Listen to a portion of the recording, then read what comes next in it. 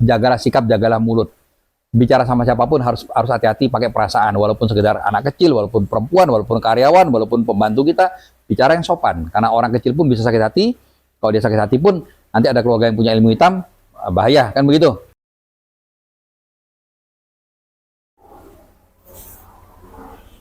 Ya, selamat siang. Ketemu lagi dengan Jana. Saya di rumah Pak Rudi Winata. Selamat siang, Pak.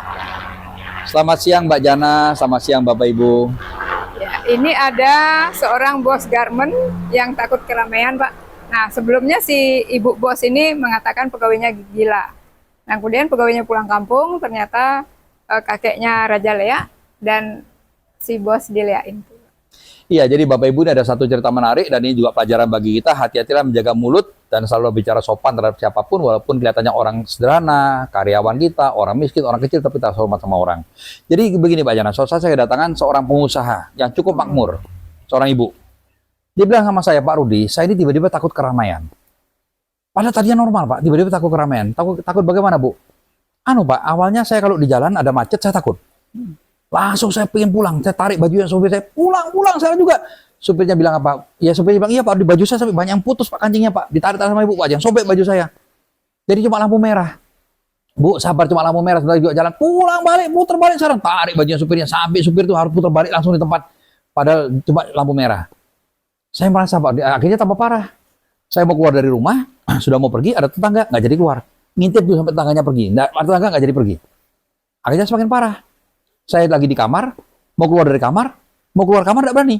Lihat anak saya, lihat pembantu saya nggak berani keluar. Padahal anak saya sendiri Pak tidak berani, saya sembunyi di kamar sampai sepi baru saya berani keluar. Akhirnya lebih parah lagi Pak Rudi, saya lagi mandi, mau keluar dari kamar mandi tidak berani karena ada suami. Jadi sampai suami tidak ada baru saya berani keluar. Kalau ada suami saya tidak berani keluar. Saya nangis Pak, saya ini mau gila atau apa, kok aneh saya ini, saya tahu tidak normal nih. Tapi kenapa saya tiba-tiba begini? Akhirnya datang ke rumah saya hanya karena masalah tidak normal. Datang saya terapi, masalah sepele.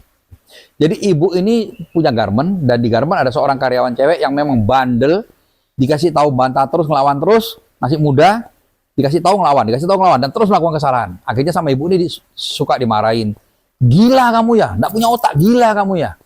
Nah rupanya anak ini waktu pulang kampung tidak terima, laporlah kepada kakeknya. Kakeknya adalah Raja Lea di kampung.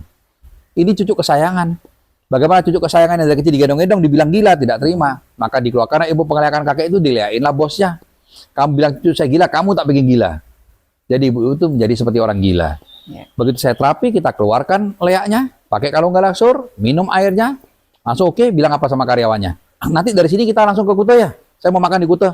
Apa kata supirnya? Berani bos, rame lo Kuta tuh macet. Jangan banyak omong, kamu udah sembuh, aku udah gak takut lagi, langsung ke Kuta. Jadi Mbak Jana biasa keluar dari kamar mandi pun tidak berani, langsung minta ke Kuta pada sumbernya kemacetan. Dia mau makan di sana, rasa takutnya langsung hilang. Jadi dua hal yang kita pelajari. Satu, Bapak Ibu pakailah galaksur. Jadi kalau ada yang nyantet akan mati sendiri. Ada leak nyerang, leaknya mati, mental ilmunya. Setan tidak berani mendekat. Yang kedua, jagalah sikap, jagalah mulut.